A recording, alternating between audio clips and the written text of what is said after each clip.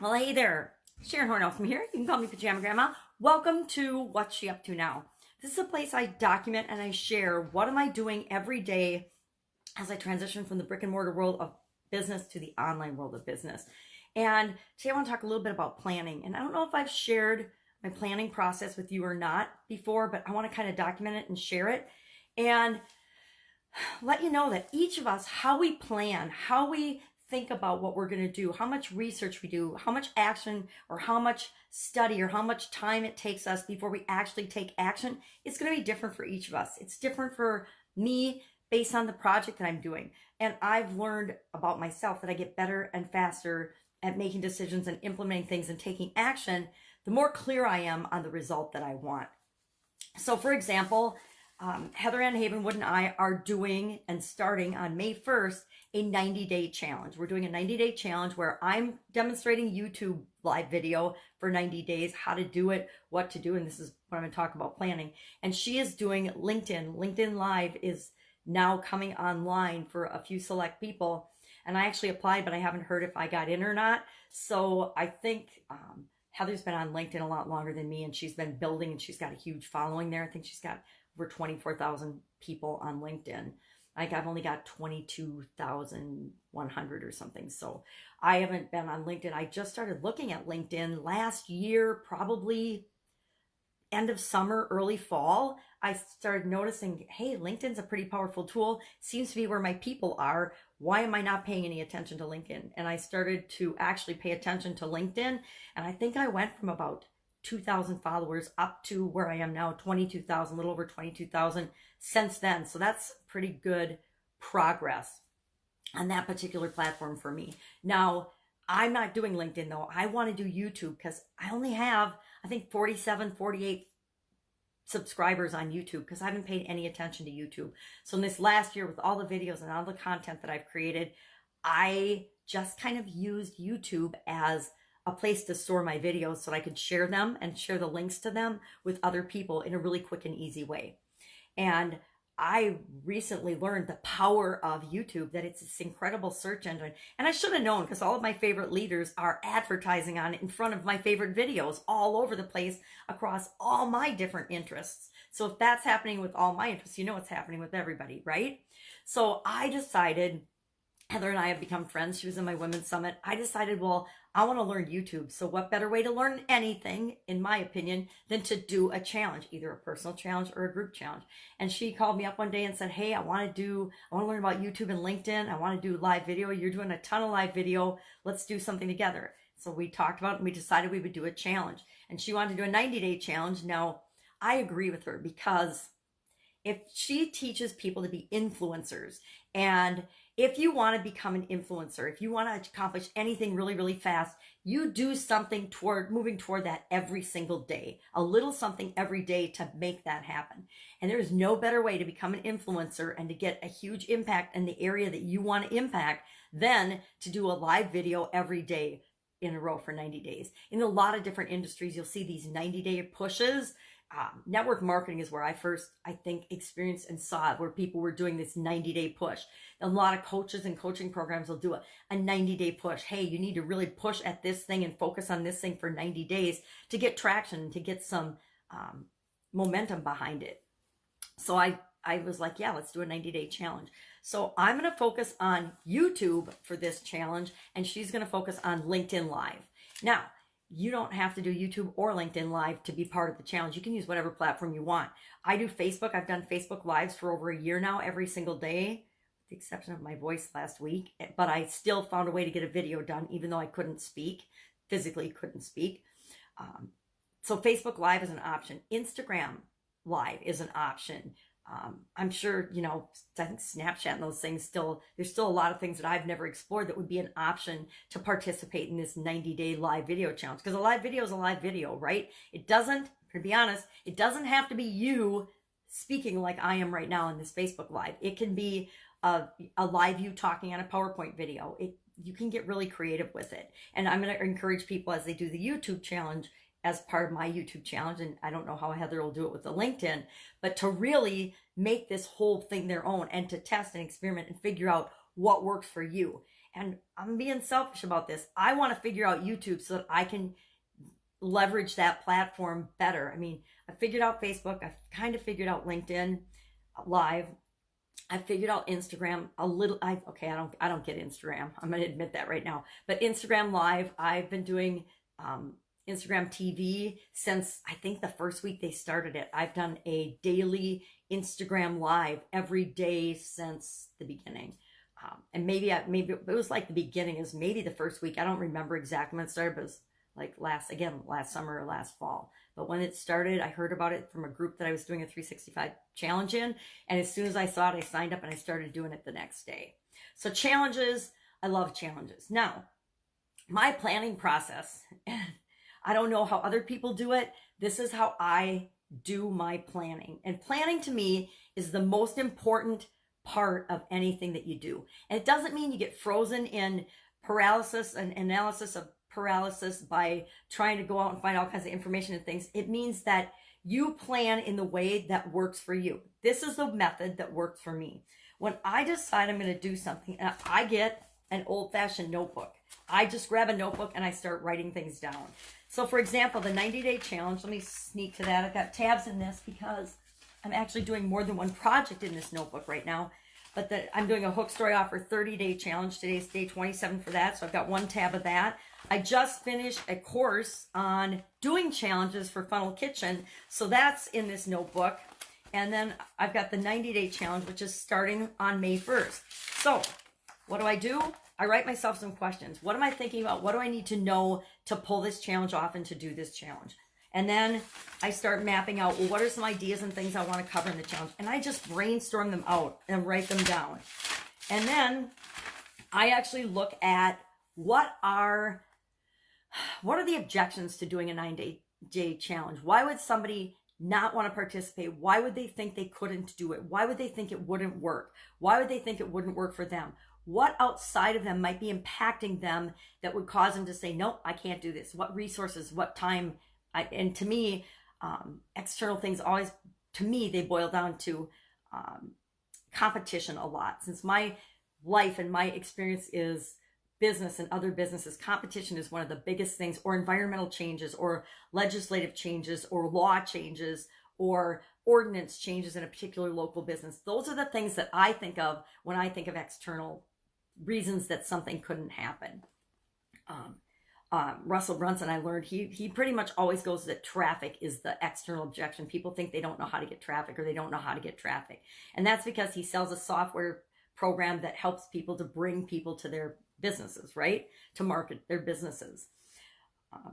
But I like to look at that then, and I actually create a grid out that talks about and looks at, I brainstorm all the possible objections, or I call them beliefs, false beliefs, or beliefs that people have about the thing I'm sharing with them. So I've done this for the 90-day challenge. I brainstormed out, well, what are all the things that might prevent somebody or their objections to doing a 90-day challenge? Because the mechanism that I want people to do is, I want them to participate in this 90-day challenge. Number one, I know how freaking powerful they are and the impact that it can have on their life. If you want to become an influencer in any area, if you do something 90 days in a row, people are going to notice you. You're going to rise to the top of your industry. Why?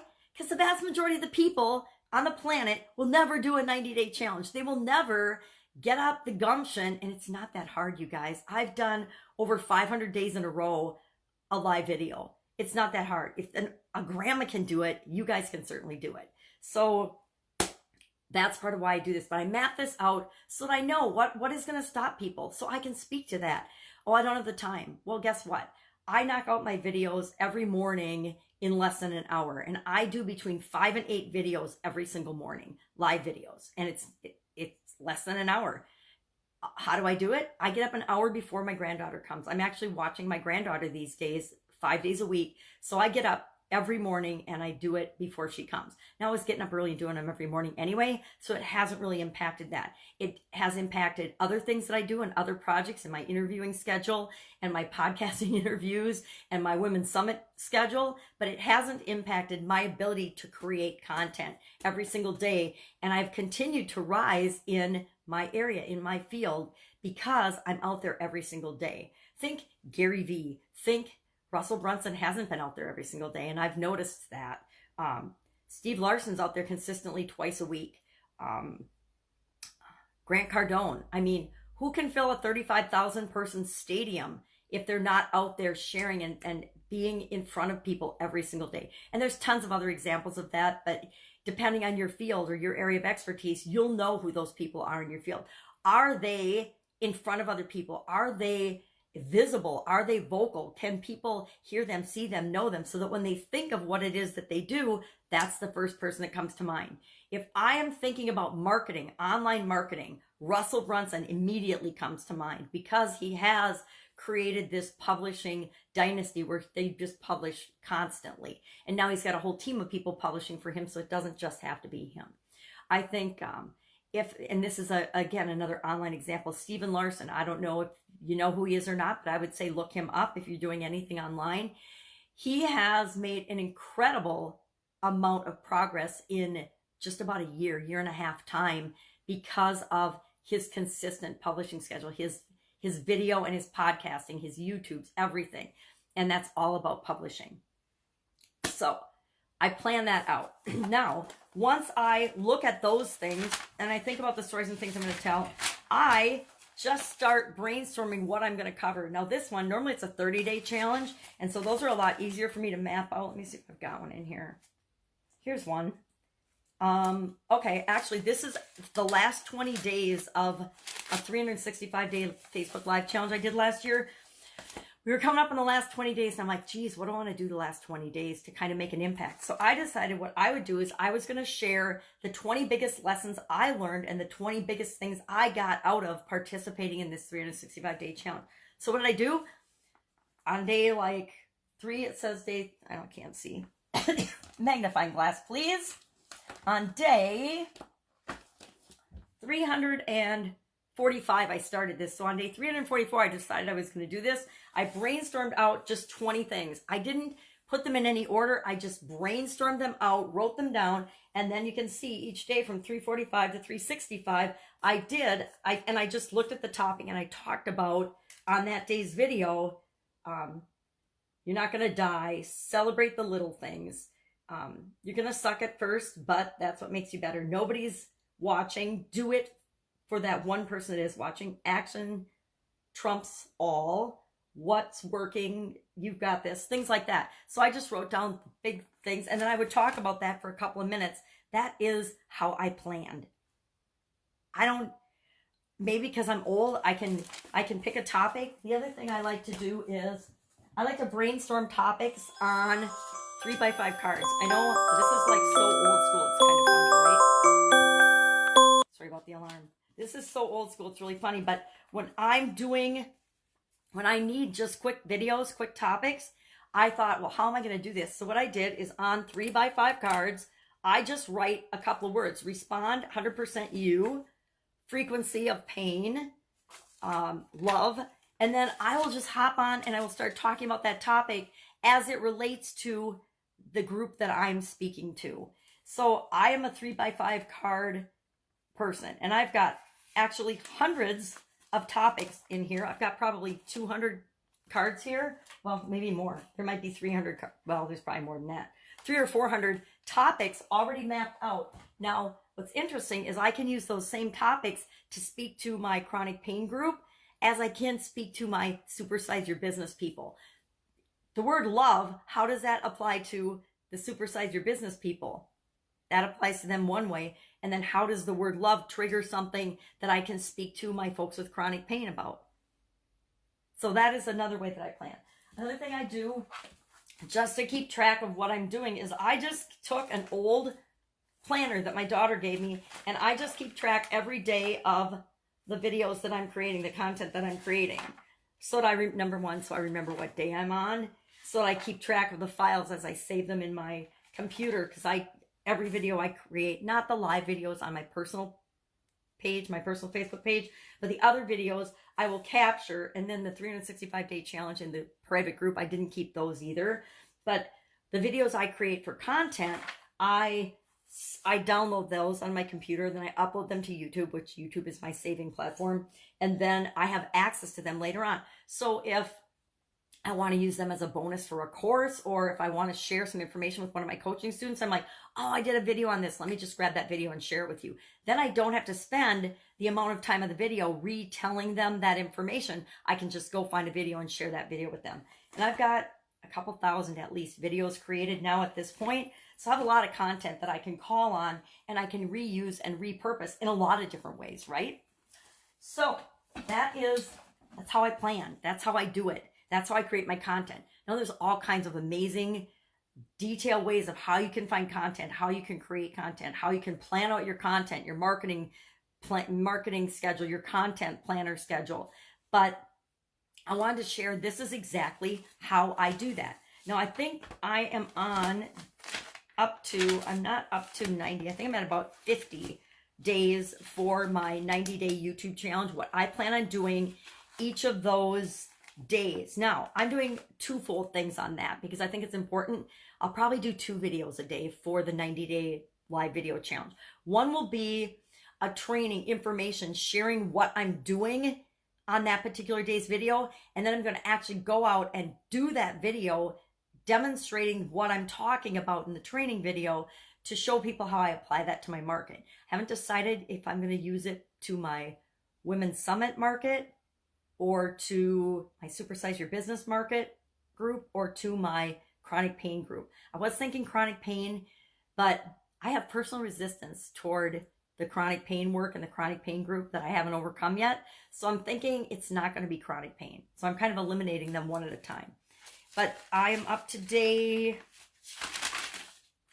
no, I'm only up to day 45 with topics. So I'm only up to day 45 mapping out what I want to be the training topics for my part of the 90-day challenge. I'm going to do YouTube again, and Heather's going to do LinkedIn. So I don't know if she's going to do it the same way. She might just do her LinkedIn video every day and then do a different way of sharing the how to do it, the ins and outs, the tips and tricks and strategies. We're also doing a weekly Q&A call, so you can hop on and you can ask us anything about either YouTube or LinkedIn with respect to how to make the live work and how to get and become the influencer you want to become on that particular platform.